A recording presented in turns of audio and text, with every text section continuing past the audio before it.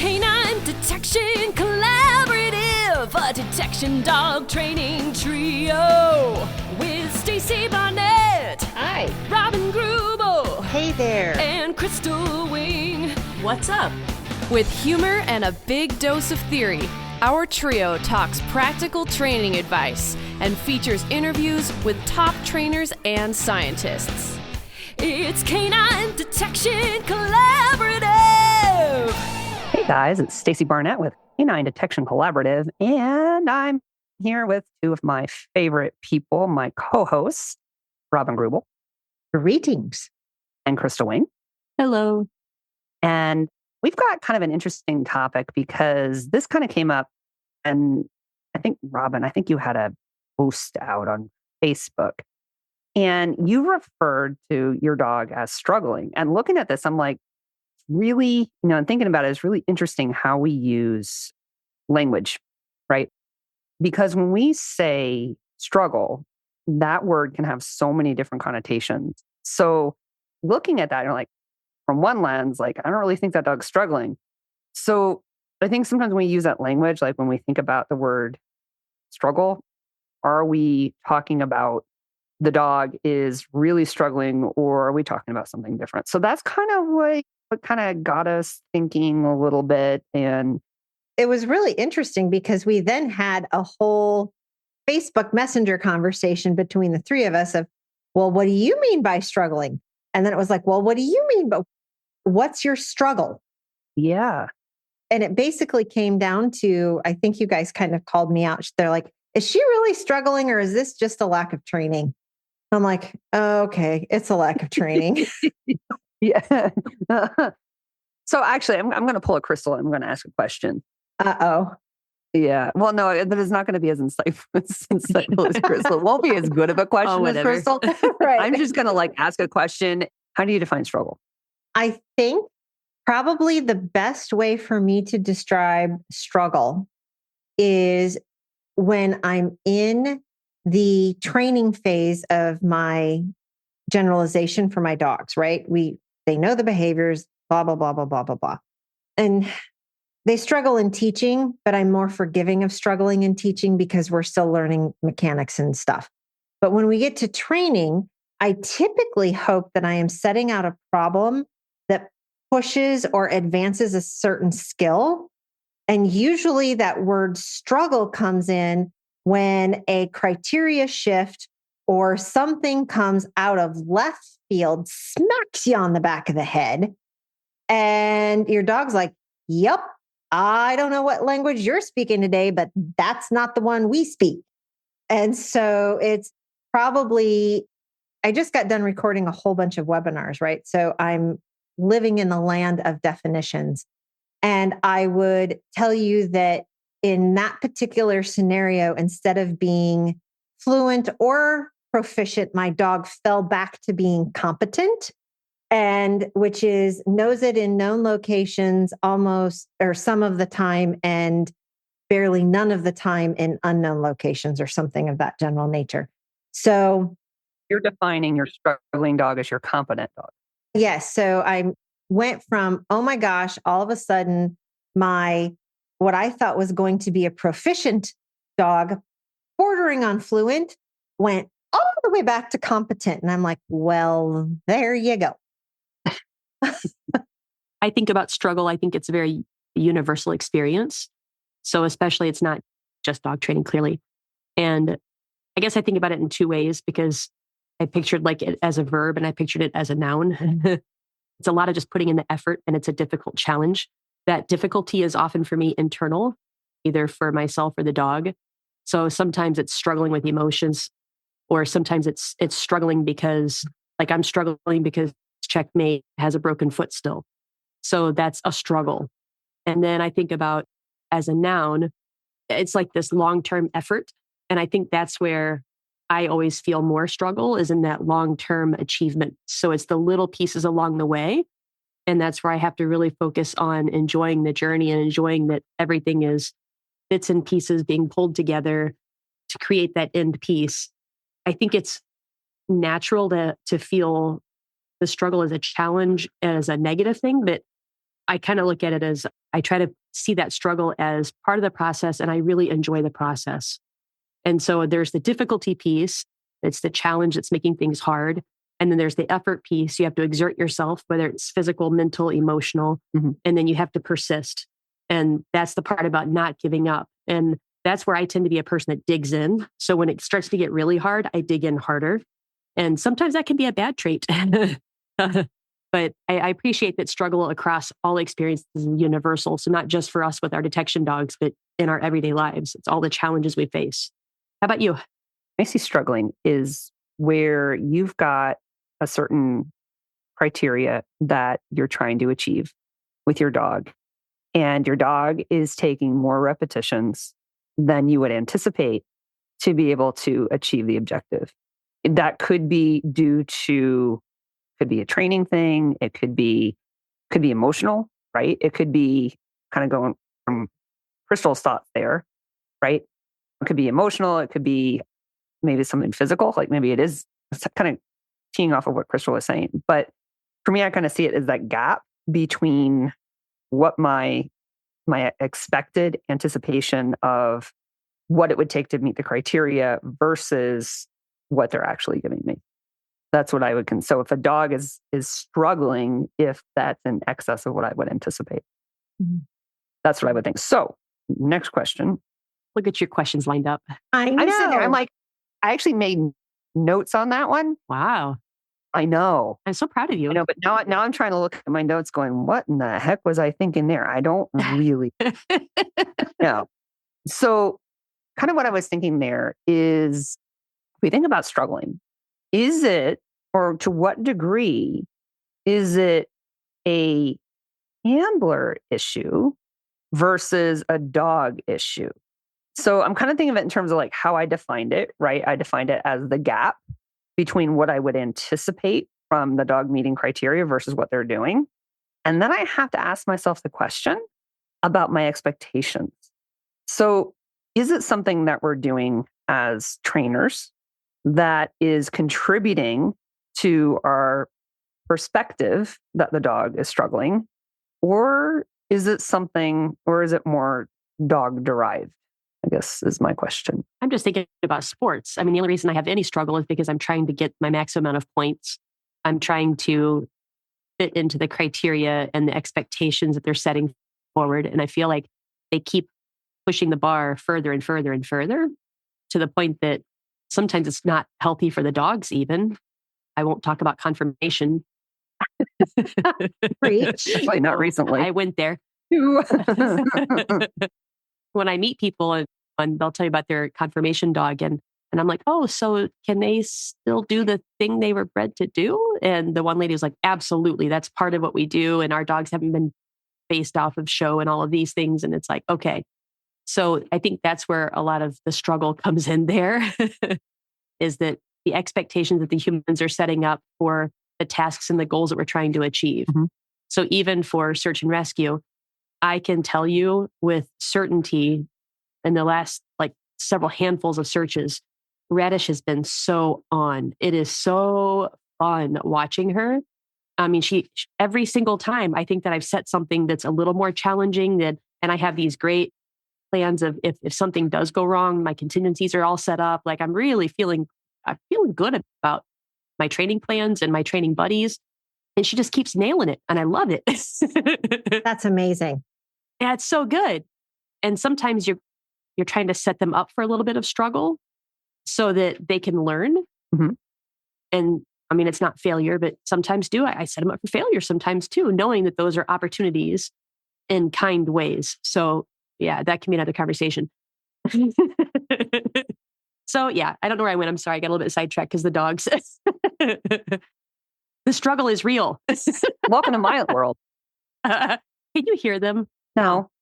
Okay. They are so loud. I have two. Radish and Checkmate right now are laying side by side, both of them chewing on the giant Jolly Balls, just pulsing it. Your headphones, everything's integrated the headphones, yeah. It's just pulsing. I'm like, you guys. So this is my struggle to pay attention while these two are pulsing on Jolly Balls. So here we are. Oh, there you go. No, and back to is it a handler issue? Is it a dog issue? I separate them out. We can have Dog's struggling, handler's fine. Handler's struggling, dog wants you to get your poop in a group. And the team could then also be struggling in general.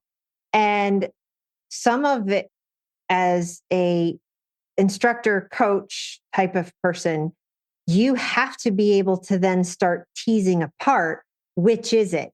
And the interesting thing is you end up trying, I do a lot of virtual coaching.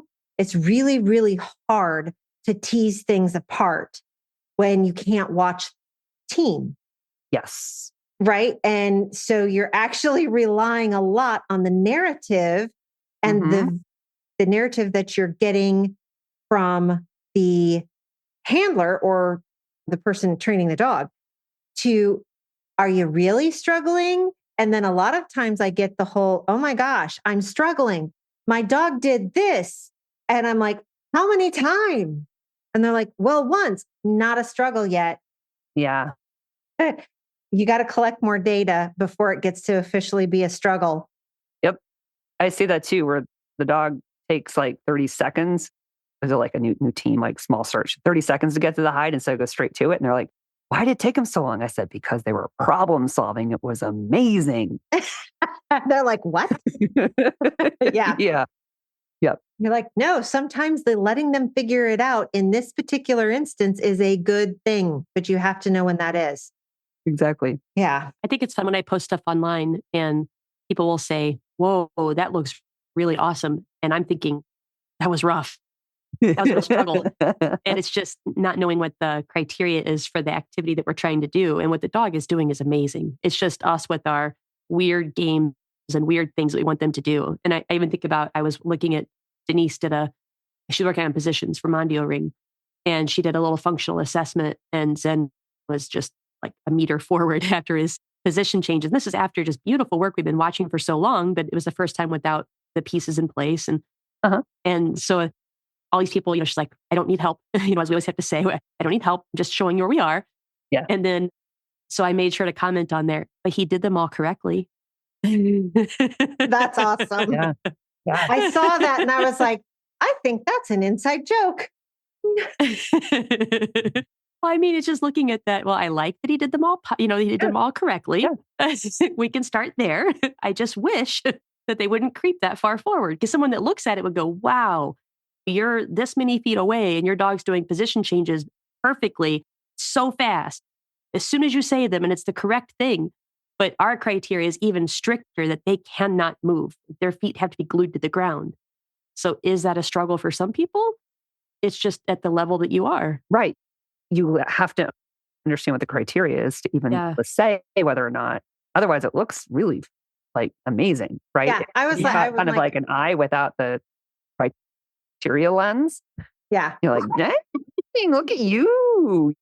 So I kind of want to think about, as a dog or is it handler? And I want to kind of go to from the handler perspective, where if we think about just kind of going off my first thought, where I was talking about the gap between your expected criteria and what the dog's giving you. And my mind went to lumping.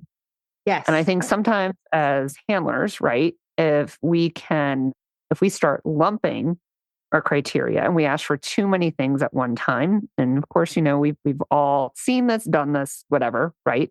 I think, what do you call it? Lumpy McLumperson or something when you're... Yeah, no lumpy McLumpersons. No lumpy McLumpersons, because once you do that, all of a sudden, something that the dog may not have struggled with if you just picked one piece of the criteria to work on, but now by lumping it all together, now the dog's like, oh my God, this is really hard, right? That I think that can cause a lot of the struggling. So when I'm coaching and I see people, and of course, virtual coaching, right? Yes. So I'm looking at either a piece of the search or I'm looking at the whole search, and maybe I told them to do one thing and they decided to do a lot more in it because, hey, this is a really great place for searches and I might as well put 2 assignments together or whatever. And all of a sudden, it's really tough on the dog. And you start looking at that and say, this is a reason why I'm always pushing these single head searches, because it starts to help force people to think about separating out what they're trying to work on versus just lumping it all together. Yeah. And I think the struggle bus, I know for sure when I was posting some of those things about where I was at with Bristol, it was because I was lumping, that she was struggling because I hadn't taken the time to really do those really clear progression plans and finish all of them up like you're supposed to before you put things out in the wild. So we've spent about 2 weeks, 2 to 3 weeks going back and putting all sorts of things back where they're supposed to be. Yep. And she's much more clear about it now. I still have some other, I'll say she might struggle with duration of searching, but that's also a training issue. And so we're doing some functional assessments tomorrow, which is not tomorrow on the podcast, right? And so because our time frames are messed up when we are a record little stuff bit, yeah. and it goes out. So by the time the podcast airs, we will have done those functional assessments and I will now have a whole new different laundry list of things to work on. So it'll be interesting. I think sometimes with the lumping is that sometimes that you get lumping due to assumptions, right? Like you're assuming that your dog knows something that maybe they aren't as fluent at it as you thought. And then I think there's kind of like it's kind of a de facto lumping where under certain circumstances, your dog should be able to knock it out of the park. But because of some other circumstance, right, they could make the things that the dog would be normally very good at more challenging. And I'm kind of thinking about it. I did a drop-in today, nose work drop, and I was working with Brava and Powder. And Powder is not used to all of a sudden our temperature went up, right? And we were at 70 something degrees and we've been sitting in the 40s. And I did 2 searches with her back to back. And then when I went into the second search, she was already kind of spun up a little bit from the first search. Now, they were hides that were challenging, not too difficult for her, but definitely were on the high end of her capability. Brava, and I was working these known at this point because Brava had already went through there and she did a beautiful job on it. So Powder comes in, and because she was panting, because she was hot, and because it was already at the high end of her capability in terms of those skills, those are certain skills, specific skills that are challenging for her. I saw her struggle more than normal. So there it was kind of like this modifier that made something that normally wouldn't have been too terrible for her. But when you added in the panting, which was unanticipated, right, then she struggled. Yeah. And some of that is sometimes I was talking to a client today about knowing that fine line of letting them struggle because you're inoculating for stress, because you are trying to create resiliency. Yep.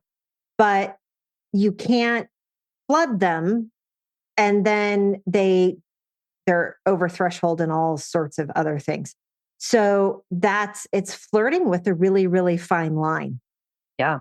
Right. So you really have to be observant and try to see like what can my dog cope with versus what can't they cope with, and what's going to be the downstream implications of doing this. Correct. Right. Powder, I'm just okay. I guess we have to work on some conditioning here, sweetheart. Right. She was just like, I'm still having fun, but she was just not as effective as I would like. Right. And some of that is absolutely doable. And it's knowing the difference on when you are over your head. And I think so many people, if you do get in over your head, I think that we have this weird innate thing that we're averse to just pulling the plug. Right. And walking the dog back to the car. That we end up doing the whole, well, let's just walk them into the odor, which goes counterintuitive to everything that we're trying to teach. But because we have such an innate desire to, oh my gosh, let's go ahead and let them be successful because we want them to be successful because the training is now about us and not about them. Right. Or maybe we paid for like a seminar spot or we paid for, like I mean, I've been at seminars where I've declined to work my dog when it's my turn because I'm like, no, I'm good. Yeah. I'll watch. Somebody else can. I mean, I actually just did it at training this past weekend for the bird dog stuff. Flair blinked a bird. Here is your bird dog terminology for today. I'm like, what? Yeah. So she ran out. Definition, she smelled please. the bird and she's like, there's no narcotics in this bird. It's kind of gross. I'm coming back. And the bird dog world, that's called blinking a bird, where you run out, they look at the bird and they're like, no. And then you recall them. So she went out, she totally looked at this bird, paw up, full on, it's a critter. I called her back and I sent the radio call out. I'm abdicating the rest of my turn. There were 2 other marks out there. Wow. Yeah. That I could have sent her on. She blew off the 50-yard mark. I'm like, I'm not going to send her out to go do the 300-yard mark when you can't do the 50-yard mark. Yeah. Put her right in the truck. Yeah. Ran the other 2 dogs. The next time she got out of the truck, she picked up the bird. I was thinking about that when I was in the truck, and I want my turn now. Yeah. Watching the other dogs go and having a little bit of a hissy fit. Yeah. FOMO's real. Yeah. So it's fine. And a lot of those times I have to like do things to give myself a moment, because I think people think that it's always punishing to the dog. And so often when things are going struggle and difficult and not the way that I thought it was going to go, I simply have to take a break. And so it's not even about giving my dog any sort of consequence, but just go to your box, go to your place, go to somewhere, because I need to get my head right to know what's not working and why this isn't going the way that it should be going. Yeah. And I think too, something you said made me think about the yet mindset. Mm-hmm. And I've been having to work on that a lot with myself. And it goes back to, it's probably just all growth mindset, because what I use at school so much, it's been like beat into my soul, I think. So, instead, they can't do this, they can't do it yet. That's the yet mindset. It's just all about the future learning and the future growth, and just knowing that we are not robots, our dogs are not robots, and that embracing that imperfection is important. We're making the progress, we're making mistakes, and it's giving us a chance to adjust our training. We can learn from this, we can try different approaches, and it gives me a chance to really discuss with my buddies of whoever I'm working with. It's like, okay, here's the potential now of what can go right and what might go wrong. And I think I'm learning so much from the mistakes and the struggles, because then I can help myself in the future know that that's a possibility that I can then plan for and kind of plan around. And then I'm having less of those struggles in the future by really figuring out my contingency plans and observing where my dog is going to have those difficulties, and then making that the focus of my next training plan. So it's just all chances to adjust my training is what I'm really, I guess, seeing now.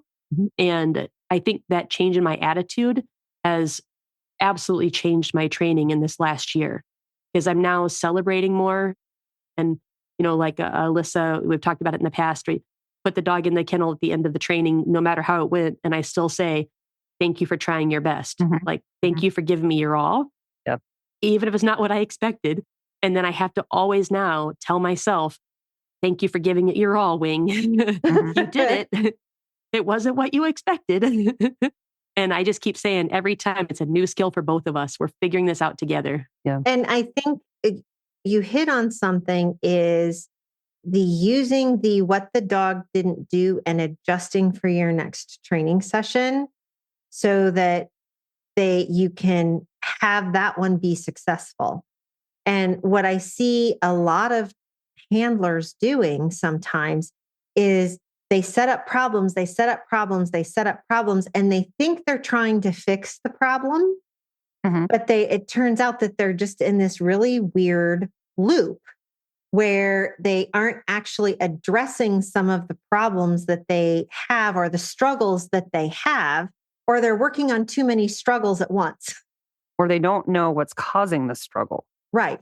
So just to let everybody know, the 3 of us on this particular podcast have phone a friend options. Yes. We absolutely do. We actually have a couple of different phone a friend options. It's like, oh my gosh, what is going on with this thing? Yeah. And so make sure, find your training tribe that you feel safe in to ask, dude, what's going on with this? Yes. Yes. And I want to also build off of what you were saying in terms of kind of like they kind of will kind of get into a loop and kind of keep doing like basically what they're doing is practicing, right? Right. We see this a lot with, and actually I'm going to plug a class that I'm going to be teaching in April. So just listen up on this one, especially like containers. We see people struggle with containers.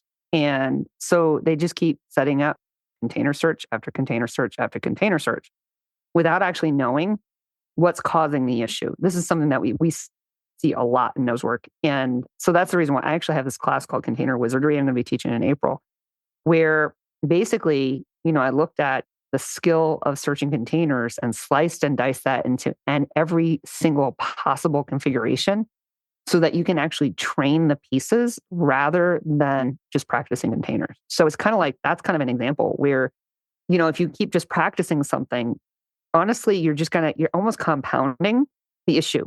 Yes. You're putting jelly beans in the wrong jar. Yeah, exactly. You're compounding the issue. Is like the more you practice something, the more you're going to do it. And either you're practicing struggling or you're actually fixing the issue. Yes. So Robin, you're going to have to explain jelly beans if people are on your on your seminar or your webinars. Okay. So one of the things that I really struggle, because when you're teaching virtually and things, you struggle with analogies to get people to have, I'm also a visual learner. So I also really kind of like jelly beans, except for particular colors, but that's okay. You like jelly bellies or jelly beans? Jelly bellies. Yes. I'm a big jelly belly person. Yeah. Yes. So they're jelly bellies, right? And I actually looked it up. I think you can fit like 480 jelly beans in 1 8-ounce mason jar. Right. Just so you know, you can Google all sorts of stuff. And so when I started thinking about numbers of repetitions, right, it's a 300 minimum repetitions for an animal, okay, our dog, to begin to really understand the stimuli behavior relationship. That's almost one full 8-ounce jar of jelly beans. That's a lot of jelly beans. Then let's talk about generalizing. And Simon Prinz had this really nice graphic out. The important thing was that I think for his sit protocol or sit procedure, it was like a minimum of 780 repetitions up to 1,200, right? And so if you did that, that's like 2, if not almost 3 8-ounce jars of jelly beans on that one behavior. And so then you start thinking about what jelly bean jar are you putting jelly beans in? Is it the one that is for that behavior, or is it for the wrong behavior that you keep cueing? And then you start thinking about all of the jelly bean jars that you have to have in sequence to do a chain of behaviors and make sure all of those jelly bean jars and the appropriate connectors are really strong. It made my head hurt.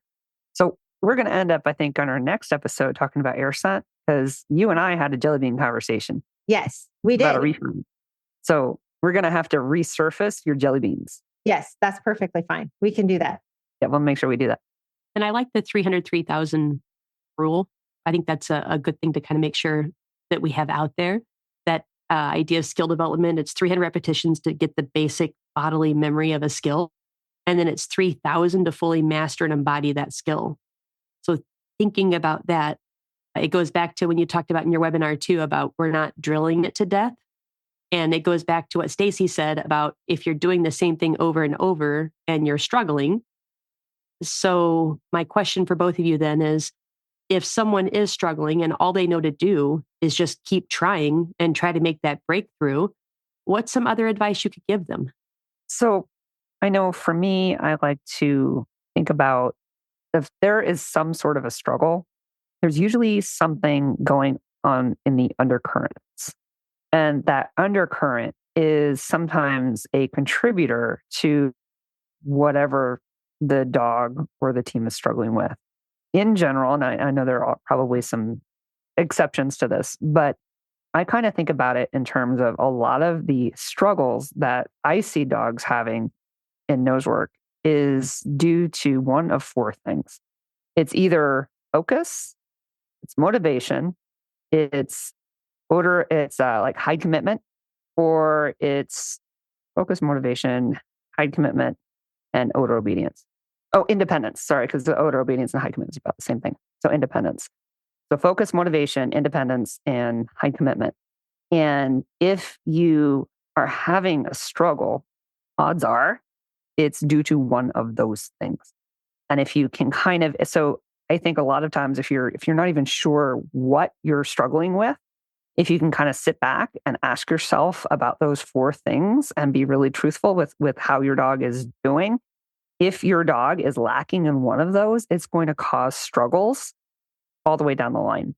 And so I like to go back to kind of what I call the empirical model of what I expect my dog to exhibit, which is basically our foundations. And those are my four main things. I agree.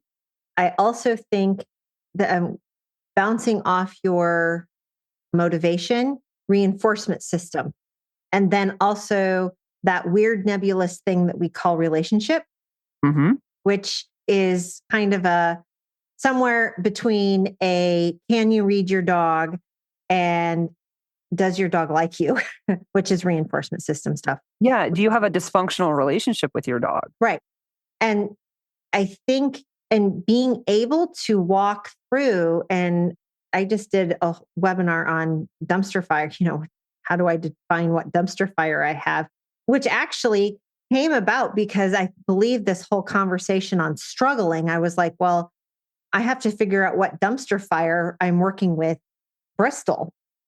And it turns out that I didn't really have that much of a dumpster fire. What I really had was a lack of training.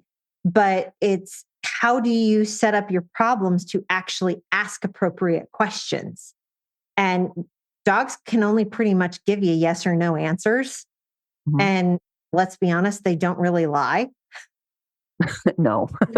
So you just kind of got to be careful because sometimes you ask questions, you don't like the answers, or you didn't set the question up correctly and you get a totally different answer. Yep. So I think that really driving down, and that skill in and of itself requires people to be able to slice down behaviors instead of lump them. Yep. I think you have to break down the problem like you're saying. And I think that also we have to kind of validate too that we are trying because that validation does go a long way. And then that reflection piece. So what feels like it's not working, even starting there, what feels off, and has anything changed? If it hasn't changed in like the second rep, the third rep, then okay, we need to do something a little different. And I think shifting perspective, I do see a lot of trainers that have this is how it's done. And getting a fresh perspective is really all it takes sometimes, whether that might be a little walk for you to catch a breather. But the biggest thing we've talked about before is imagining you're giving your friend some advice. What would you suggest if it was your friend doing this? And that so works for me. I mean, so much at the time. I'll just start kind of talking something through with someone. I'm like, okay, my friend's having this problem. And just that different angle. It's the same thing with art. Like when I'm making something, if I take a picture with my phone, it gives you distance from it. And so anything to give you distance from that problem, it helps you find those overlooked pieces. So we know if you put something and you say asking for a friend, we're like, yeah, okay, yeah, got it. And there's always that external support, like having friends, mentors, professionals. That's always going to be the fastest way to give you that fresh perspective. That's, in my opinion, the most valuable insights I always get is from like going to you guys, going from my club. And I think one of the things that we all do so well is we embrace experimentation. Yes. Because we're always trying new things, seeing what works. No dog is the same. And we can take from all the little bits and pieces of all the dogs we've worked with and all the handlers we've worked with and kind of put it together to help them. And I think just those are the things that I've really found to help people break through that. We were kind of playing with the idea of the Einstein quote of you keep doing the same thing over and over. Definition of insanity. Yeah. And so we were kind of playing with that idea. And it's the same thing as like, we imagine like the erosion insanity is what Nancy and I called it. And it's that, when the water runs and it creates that divot and it just keeps getting deeper and deeper. And it's just always going to keep going that way. And it's the same thing with the neural pathways in your mind. And if you keep rehearsing that same behavior with your dog, you're just setting it in deeper and deeper for your dog. It's just how our brains work. Too many black jelly beans in the wrong bottle. That's it. Just break away from that and give yourself a little bit of space and give your dog a little space too. You'll thank yourself. And that definitely all goes back to the whole, if things are going south in a handbasket, there is nothing wrong with just looking at the dog and saying, well, gee, that was interesting. Let's go back to the car. And it's pretty down south, but it's just not where we want to go. Right. Don't want to go that way. Yeah. This got me thinking, what if it's always perfect every time you go out? Well, Yens will yell at you first. So yes. If you haven't listened to our Yens episode, you need to go listen to that right now because your brain will melt. Right. Because your dog's not supposed to find 50% of its hide. Mm-hmm. Yeah. Right. And so my response to that is either A, you're setting your hides too easy, or B, you're walking your dog into everything. And so are you really actually training, or are you making yourself feel awesome? Yeah. Yeah. Because that kind of went back to I wrote down this other question that I just hadn't asked yet was, can a dog learn without a little bit of struggle? No. Stress is good. Stress is good. Little bits of stress here and there. People are constantly like, oh, stress is bad. No. Stress can be good. It's what's going to help you grow. Yeah. I mean, I go back to I'm working out and everything, and I'm trying to get fit and stuff. And Liz keeps upping my workout. Or she does, because she's a good personal trainer and we all like to hate them. Oh my God. So I have these 2 exercises that kick my butt, right? So I'm doing these, you have to do a wall sit, and I'm curling 2 15-pound weights in a wall sit. And I have to try to do 12 of these. And let me tell you, by the time I get to 10, I want to die.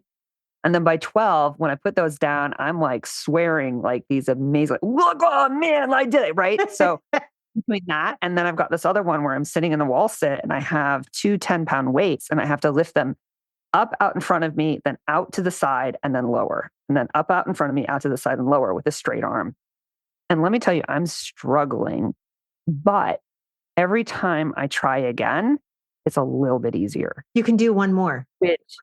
Right, exactly. Yeah. Because I actually videoed myself the first night doing the 15-pound, curling the 15 pounds. And I literally had to almost contort my butt. Of course, you probably shouldn't be doing that. But just trying to get that last rep. And I worked out earlier today and I'm yeah, that 12th one was hard, but the form was good and I did them without having to stop. So it's kind of the struggle actually helps, right? Well, and it's a muscle. I mean, it is. And whether it's a physical muscle, as you're talking to somebody who's still doing single leg squats to get those over are hard. Knee surgery, they're hard. Yeah, they're hard. As I sit here with the tennis ball rubbing out my quad, that you can either build the muscle in the wrong direction using poor form and all sorts of things, or you can use the appropriate form and build it the right way. And so every time you're reinforcing the wrong behavior, you're building the wrong kind of muscle. And if you're making it too easy and you're just doing, I have these little 2-pound weights, you're not going to get anywhere. Right. No muscles for you. My visual friends, the eustress, which is the good stress, is like the campfire, and the distress is like the raging inferno, right? Oh, so you there have you that go. Kind of nice, manageable warmth and the light, and you can kind of put a little more in as you need. You can control the fire. But then when you have that raging inferno, that distress, it's just out of control. It's destructive. It lasts a long time. And that's what I always kind of visualize when I think about stress. Yeah. Because that good stress, I mean, it does all the great things for your brain. It enhances your learning. It's going to make the dog more resilient. It's going to help. I mean, performance, absolutely. So all of those things are going to improve with the right kind of stress. And if you don't add any of that eustress, you're really not going to have the quality performer that you probably want. If you're listening to us, I assume that you probably want to have a competitive edge, whether it's in true competition or whether it's performing your job. This kind of like hit on it. I had a thought there. I was thinking about, because I've been doing the ladder work a lot with prize, right? And that whole eustress versus distress. So when we started with her, I went out and I was Robin showed me how to start on a flat ladder. And she's like, do this. And you had the little planks in between. And at first, prize was like, oh, hell no, right? Like that is really hard. And then pretty soon she's like, I can do a flat ladder. And it kind of pushed her just a little bit, but to the point where she had like this, it seemed she got very excited when she was done. She's like, look what I did. And that was what I would consider the eustress, right? But now, like, so for instance, I've had to like back off big time on powder, and I'm trying to build other muscle groups with her because when I tried the flat ladder with her, she went more into distress. And I'm like, that's just not good. It's just going to scare you. Legs are flying. So I have to figure out I have to get a little bit creative to try to teach her that. But I look at Prize, who adding that eustress little by little. I mean, I had a little giant ladder. I'm up 6 climbs high today, right? Wow. So she went up and down that, and then she'd hop up onto the blue barrel, hopping blue barrels all in a row. This is all without a food reward in between. Sitting when I asked her, doing the flat ladder at, I think it was 4 climbs high, sitting there and then going down another ladder, right? So this is the same dog that was like, I can't do this. This is scary. But like adding that little bit of eustress, right, has built her confidence. Right. And as you're adding all of those little examples of eustress, then you're also allowing her to do all of the physical muscle building that she needs to be able to handle so it doesn't turn into distress. Right. I mean, that's one of the things that I see with the FEMA dogs, right? Yeah. Because we're doing rubble pile work, we're doing all of that sort of stuff. I'm going to send you up on the pile, which requires all of this physical dexterity and core work and everything else. And if you're not working that on a regular basis, no wonder my poor dogs will get sore. Like after I'm blessed to go back on a rubble pile, Nico is going to have to go into actual physical training because we haven't been on a rubble pile for a while, and he'll hurt himself because he's not very bright. Right. No, but like I was just even like I did a search out in the woods the other night, and there was this big pile of logs, and here's this dog that I've been doing all the ladder work. She's coming back and she's like, well, I don't need to go around that. It was like 4 logs with like these gaps in between, and she's like, boop, boop, boop, over it. Right. And the canine coordinator who was with me, he's like, well, she's not going to have a problem with the agility part. Like, but this is a dog that, we started last year, like out at your farm. Right. I mean, that would have been a non-starter for her. Right. It's just really fascinating, the whole concept of eustress versus distress, because it go either way, depending upon the training decisions you make. Correct. Yeah. Fascinating stuff. Yeah. It would be interesting to find out and think about, as we were talking through this on our little Facebook group or Facebook chat, it was interesting to realize how we still really started thinking about this of, okay, what I consider a struggle, some people would be super duper excited to have my struggles. Yes. And I get that. And sometimes that's also a refreshing thing too, to kind of sit back and go, okay, I need to get out of my head a little bit and understand that it's perfectly okay for me to have this struggle, and it's not the end of the planet. It goes back to like what Crystal was saying with like kind of celebrate a little bit more. Yes. I think. I think so too. It really put my mind there because Checkmate's on crate rest until mid-May. That is just... And that's been a real struggle. He's been on crate rest basically since late October. I know. Poor guy. That isn't even something that you can do anything about. It's just more about just mental. Yeah. Like your own. Both of us are going crazy. Yeah. Yeah. Poor guy. Oh my gosh. That's why I try to be positive about growth mindset stuff. But this that's hard. Is a hella struggle. I mean, this has been one of the hardest things. I can't even. So I've been having a hard time reframing it and being positive about it. And I'm doing silly things now with him, like trying to get him to take a deep breath. Like I'm shaping taking deep breaths.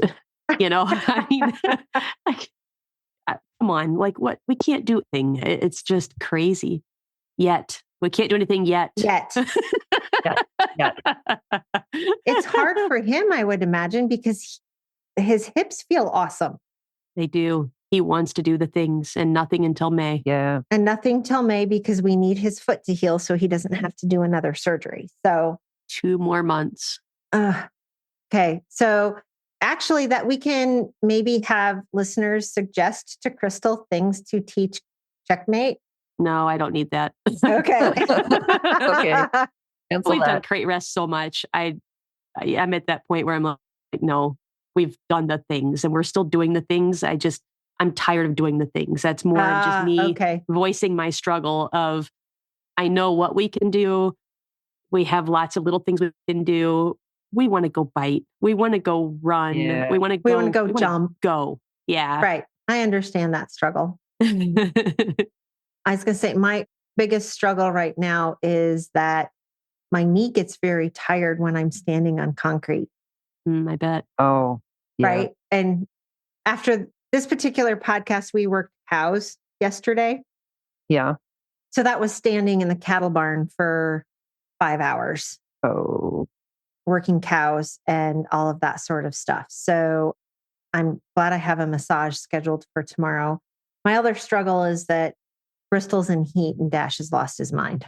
So yeah, that's my other little struggle. Stacy, what's your struggle? My struggle, I'm actually I hate to say this, I'm in a really good spot right now. Yeah, you. Actually, though, my struggle is, when you're like, I'm a beginner again in a lot of ways. So here I am. I'm like, my dog's doing amazing with her searching and with the air scent stuff. And I'm like trying to figure out what I don't know. And so my struggle is trying to I don't know what I don't know. And for someone who doesn't deal well with what I don't know, I don't know what I don't know. That's my own struggle right now. It's coming, but it'll come. It'll come. But it's just one of those things where I'm trying to picture everything. And when I have this gray foggy stuff, where I just don't know. Big nebulous area. What that's supposed to look like, or that part's kind of hard for me. So I guess that's what it is. It's more just trying to put myself in to try to figure out how to connect the dots in some ways. Okay, ladies. Do you want to do takeaways or we just shared struggles? So I think we're okay. I think that's pretty much a takeaway. I think so too. I would say one takeaway is it is a human experience. It is a dog experience. It's universal. It's good to embrace them. And sometimes it's good to reframe them, that we can kind of have the connotation of struggle being a bad thing, or it could be that it's a challenge. It could be that it's part of a learning curve. I love reframing it now for myself when I realize that I have a challenge, that it's just something I get to teach. It's not that I have to fix it, but I get to teach it. It's part of this amazing problem-solving journey. And I think we're better off when we think about it as part of the journey and part of the experience. Yes. And I think one of the things I had posted something about that started this whole conversation was I had posted a quote about when you change the lens at what you're looking at something, what you're looking at changes. Mm-hmm. And I think if we kept that in mind for all of our struggles, that would help everybody. So my takeaway is that if you feel like you're struggling, try not to struggle alone. It goes back to the idea of a training tribe. Yes. It can be really hard to diagnose and to fix things by yourself. If you can reach out to somebody, you'll phone a friend. And even if you're just you just want to talk it out with them and just kind of get some other ideas, opinions, they can make a big difference. I can. All right, everybody. Thank you for listening. We will see you next time, and go train. Canine Detection Collaborative. We really appreciate the time you spend with us. If you liked this episode, not only should you follow us so you don't miss the next one, but please also rate and review us in your favorite podcast app.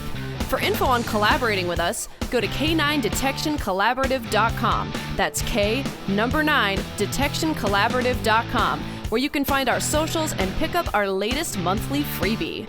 Join us again to talk training in the next episode.